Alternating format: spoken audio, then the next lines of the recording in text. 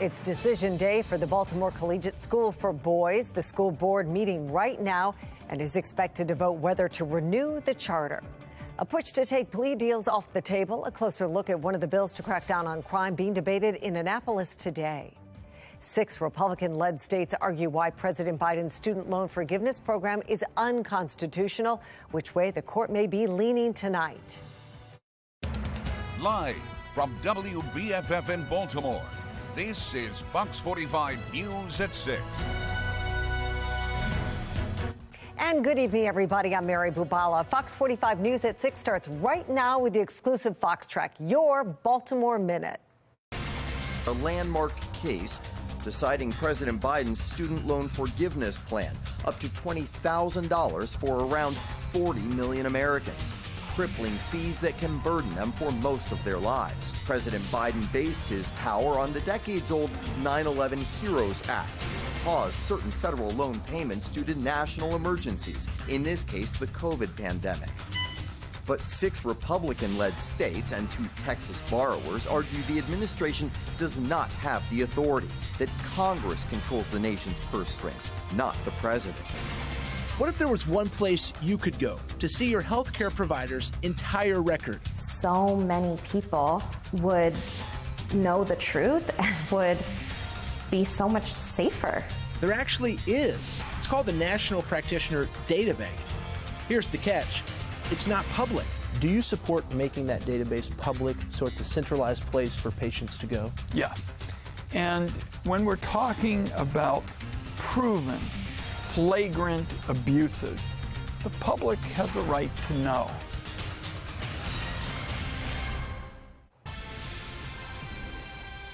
Happening right now, a city school board of commissioners meeting that could determine the fate of the Baltimore Collegiate School for Boys. This comes 5 days after a deadlocked vote leading to a rescheduled vote for tonight. City school commissioners are considering whether to renew the charter, citing mismanagement and struggling academic results. The school claims management issues are technicalities and have since been addressed. Fox 45's Rebecca Pryor following the meeting and will have the vote results along with reaction.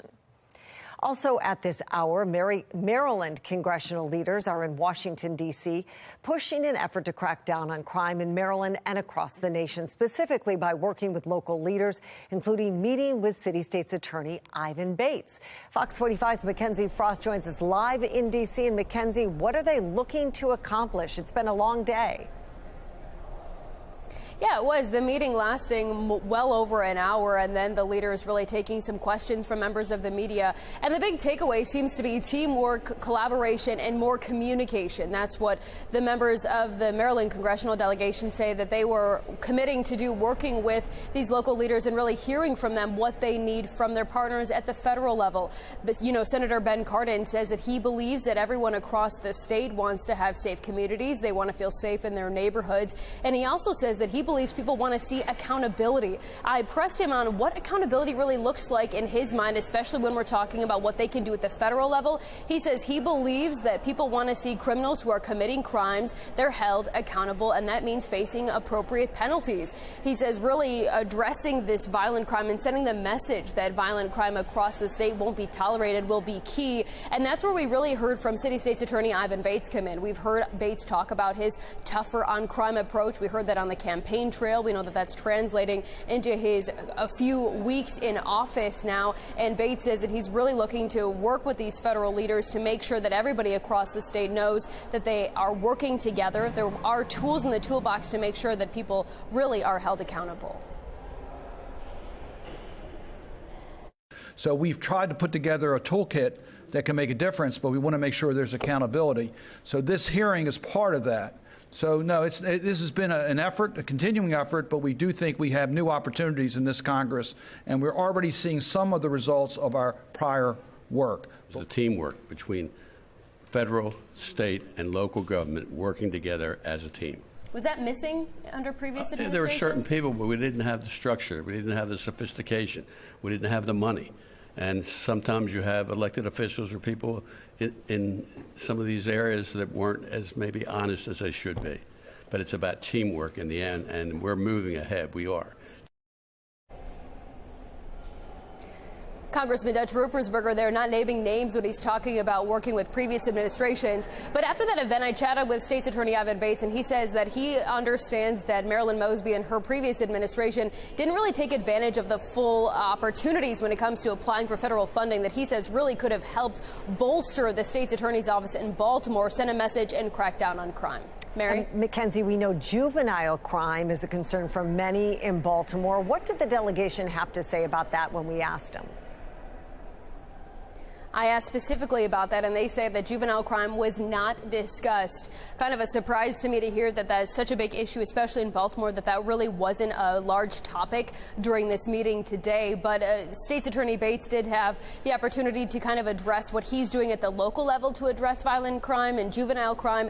And he says he's working on hiring people who will specifically focus on juvenile crimes and make sure that they will be in the office long term to really make sure that that goal is accomplished. But to do that, he says that he needs resources, and those resources will come likely from the federal level, and that's where he says these partnerships, the relationships that he's working on building with the congressional delegation here in Washington could really help him in Baltimore.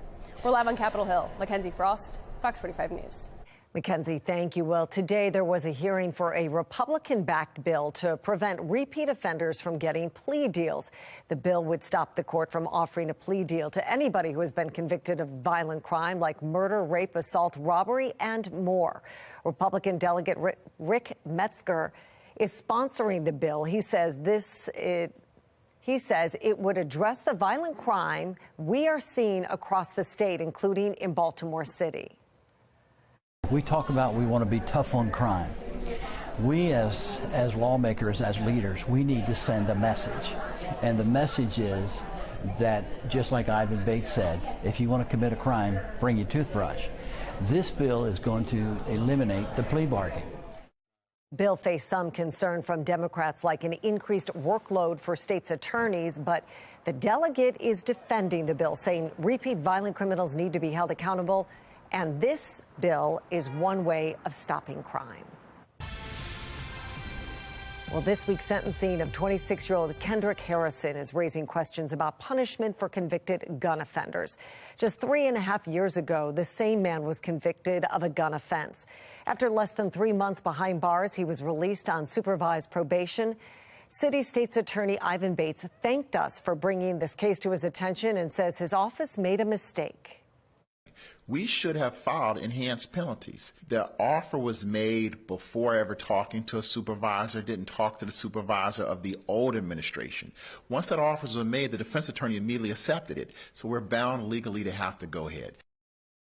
Well, Bates went on to say they have met with this prosecutor, and in just a few days will have a special office-wide training. Baltimore's first ever public safety accountability dashboard is now live, designed to highlight key crime metrics across the city and how it compares to previous years. Fox 45's Maxine Stryker has a closer look at the expectations behind this new tool.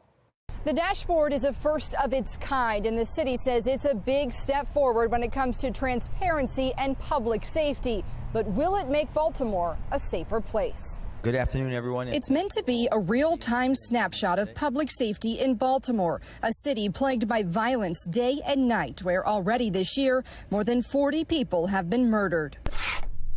The Public Safety Accountability Dashboard, unveiled today by the Mayor's Office of Neighborhood Safety and Engagement, allows you to track crime data throughout Baltimore, right down to your neighborhood or police district.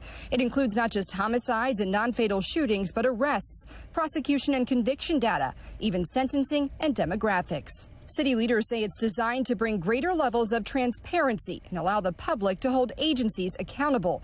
But we asked if it will be effective in preventing crime. Mayor Scott telling us the data has been out there for a decade. Now it's just in one place for city residents, meaning crime may not change. I'll say the question in a more simplified way. This data is coming from the police department. The police department, our Safe Streets workers, everyone that is working that you see here uses data each and every day to determine where we're going to be focused and how we're going to be operating.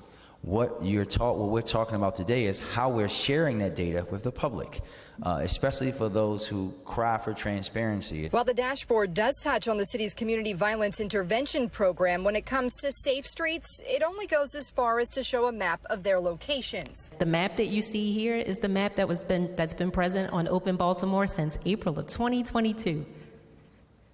So we aren't introducing anything new here. This is something that we shared almost a year ago now.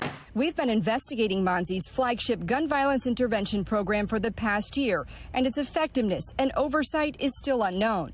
Despite hundreds of questions to city leaders, we've received few answers about how the program is structured, how the money is spent, and who the employees are. And this new dashboard leaves those questions unanswered still.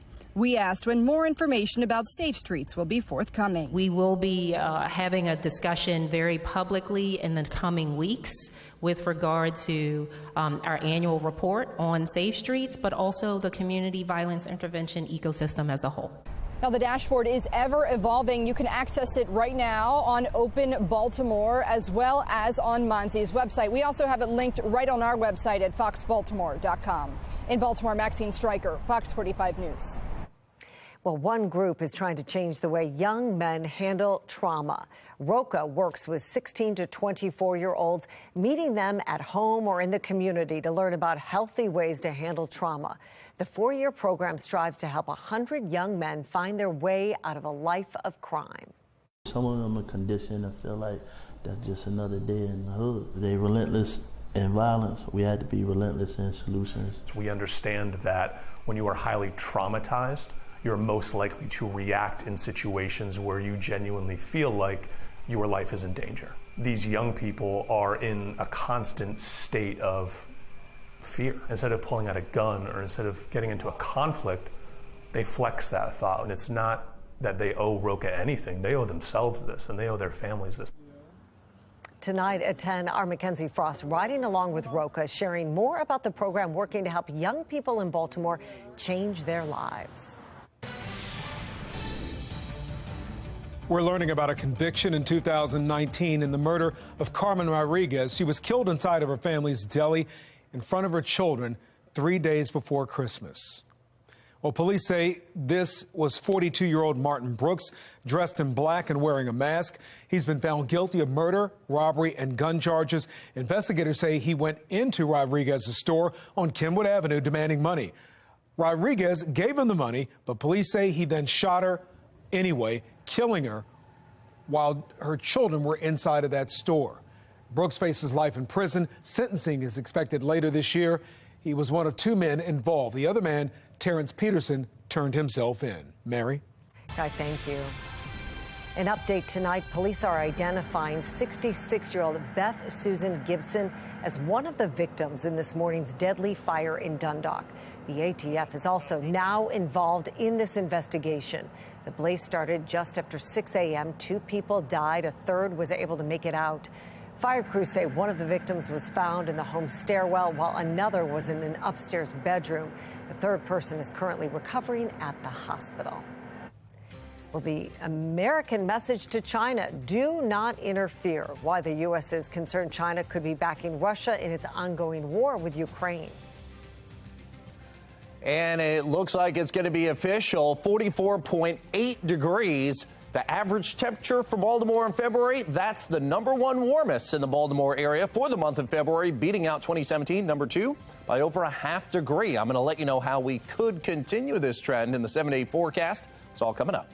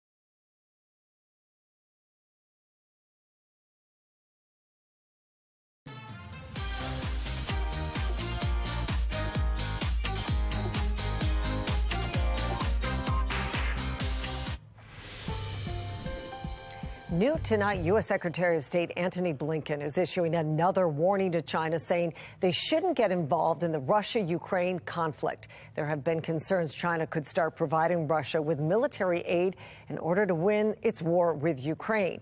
America's top diplomat today saying China is being hypocritical by considering providing weapons to Russia while also issuing peace proposals.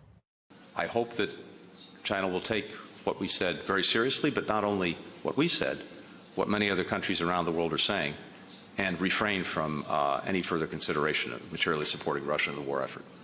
The U.S. has been providing Ukraine with tanks, guns, and ammunition, as well as additional funding to help fend off Russia's invasion, recently committing another $2 billion worth of aid to help the country defend itself. Well, President Biden's student loan debt forgiveness plan is in the hands of the nation's highest court.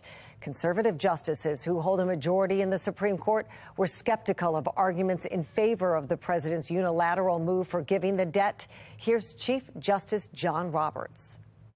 Most casual observers would say if you're going to give up that much amount of money, if you're going to affect the obligations of that many Americans on a subject that's of great controversy, they would think that's something for Congress to act on. And if they haven't acted on it, then maybe that's a good lesson to say for the president or the administrative bureaucracy that maybe that's not something they should undertake on their own.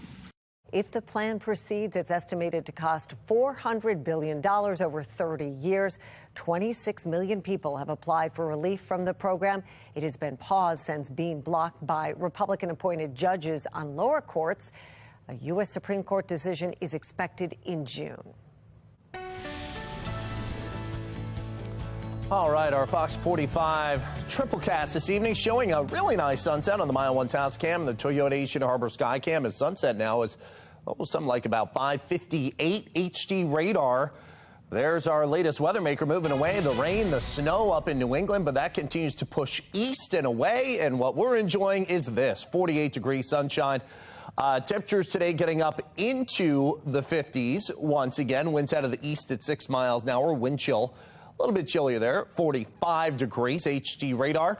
There's the rain and some snow with, again, the latest weather maker that came through overnight into the wee hours of this morning. And then there's also another one that leads to a big mess on the west coast of the United States. All the pinks, it's winter storm warnings. We've got winter weather advisories, wind advisories, high wind warnings. The very northern piece of that is going to break off and continue eastbound. It's got some winter weather advisories with it now, but by the time it gets here, well, we're going to be in this nice and warming pattern. So I think it's just going to be some rain. And again, the warming trend will continue as the cold remains on the west coast, dunking in here toward places like Denver. And we could push by Thursday about 70 degrees. So this is going to feel cool compared to what we have here by almost the end of the week. Temperatures in the 40s near the water. Away from the water, it's generally in the 50s. You see, again, the entire state starting to get some cleared out skies. So that means some chillier temperatures setting up overnight, although right now we're about 5 to 15 degrees warmer than about 24 hours ago. Overnight tonight, we settle down into the low to mid 30s, probably right close to freezing. By tomorrow midday, lots of sunshine, but there could be a couple of patchy clouds here and there. And then again, it may get a little more wet into very early on Thursday. You see that little band of rain that moves through. And beyond that, boy, it's going to get a lot warmer, up near 70 by Thursday afternoon. Friday, a bit of a cool down. Actually, maybe a lot of a cool down. It probably is only in the low 50s by then. Could get a cold rain around here there. So the roller coaster ride continues temperature-wise. 33, mostly clear tonight. 57 with clouds and sun. Nice mild day for a run or a jog tomorrow. I'm going to let you know how much cooler it gets for Friday and what our weekend looks like. I got your exclusive 10-day forecast around the bend. Weather Window, presented by the National Weather Desk. Blizzard conditions again in the Sierra Mountains today. Roads are closed as whiteout conditions make travel near impossible. The first snowfall of the season in southern New England certainly wasn't a blizzard, but there was enough to cover backyard decks.